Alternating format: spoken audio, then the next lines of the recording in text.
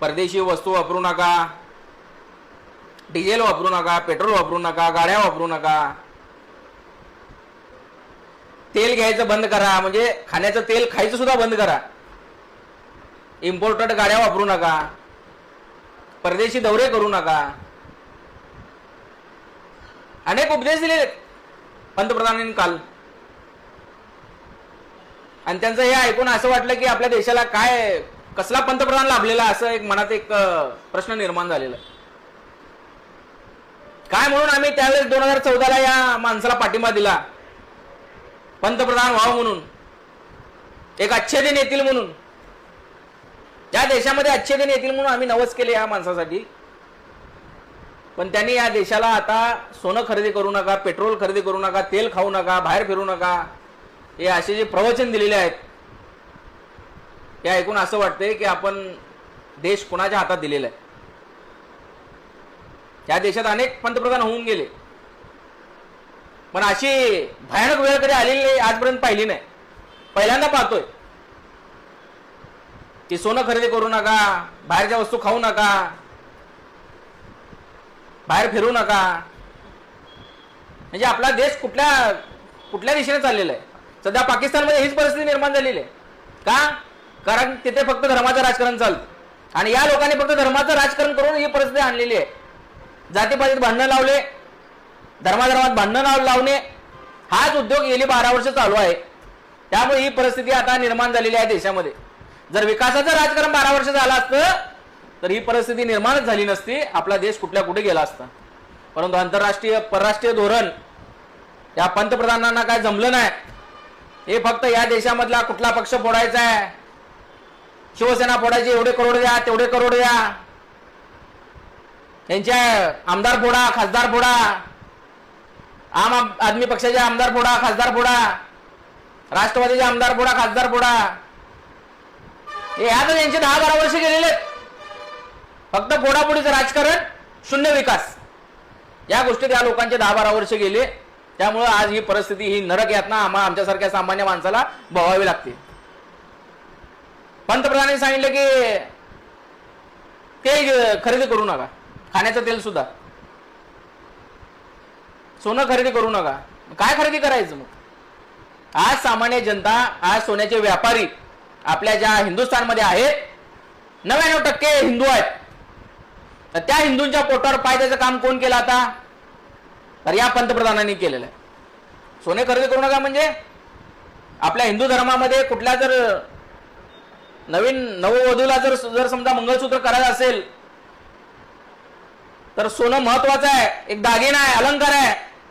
तर हे लोक जर सोनं खरेदी करू नका म्हणत असतील, त्यांच्या अपयशाचं खापर जर जनतेवर बोलत असतील, तर सबसे फेल पंतप्रधान आपल्या देशाला लाभलेला आहे. मी म्हणतो आजपर्यंतच्या इतिहासामध्ये सोनं खरेदी करू नका, गाड्यावर फिरू नका, बाहेरगावी परगावी जाऊ नका. तुम्ही काय करताय?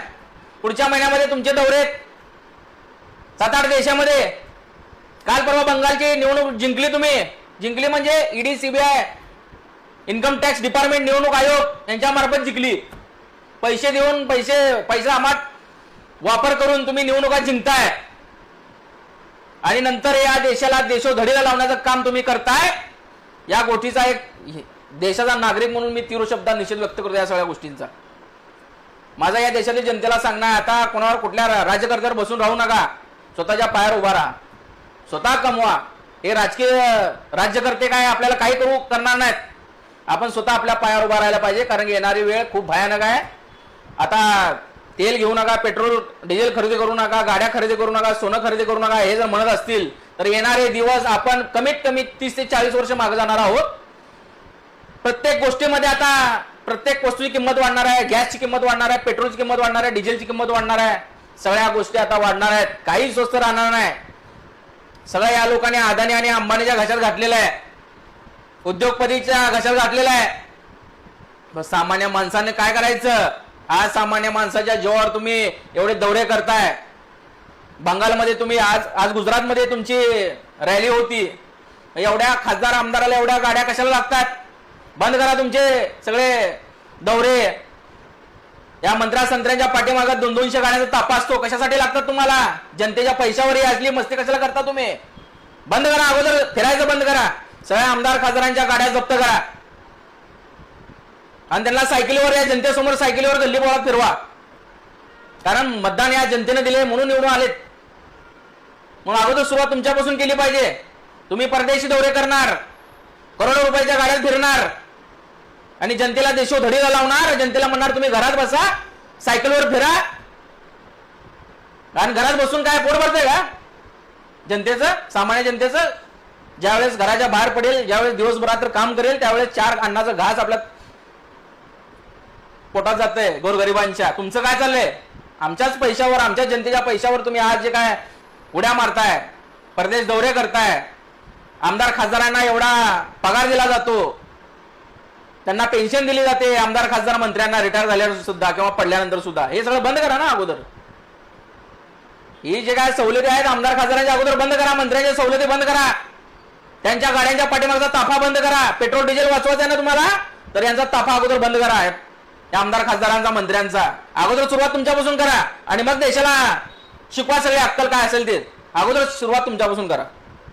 देशाला, या जनतेला काय शिकवायची गरज नाही. जनता ही मालक आहे देशाची आणि आम्हाला अधिकार डॉक्टर बाबासाहेब आंबेडकरांनी दिलेला आहे आणि त्याचा वापर आम्ही करणार. एक सामान्य नागरिक म्हणून आम्ही तुम्हाला प्रश्न विचारणार. तुम्ही राज्यकर्ते नसून तुम्ही भक्षण आहेत, भक्षक, जनतेचे भक्षक आहात. तुम्हाला राज्य चालवता येत नसेल तर खुर्च्या खाली करा. आम्ही राज्य सांभाळू, शिवसेना राज्य सांभाळेल, देश सांभाळेल, तेवढी कॅपॅसिटी आमच्यामध्ये आहे. पण तुम्ही फक्त जाती जातीचे भांडणं करायला लावायचे, धर्माधर्माचे भांडणं लावायचे आणि जनतेला म्हणायचं तुम्ही घरात बसा, सायकलवर फिरा, बैलगाडीत फिरा आणि आम्ही मात्र रेंज रोव्हर, रॉयल्स रॉयल्स मध्ये फिरतो, मोठमोठ्या विमानात, हेलिकॉप्टरमध्ये, जेट विमानात फिरतो आणि जनतेला काय म्हणायचं?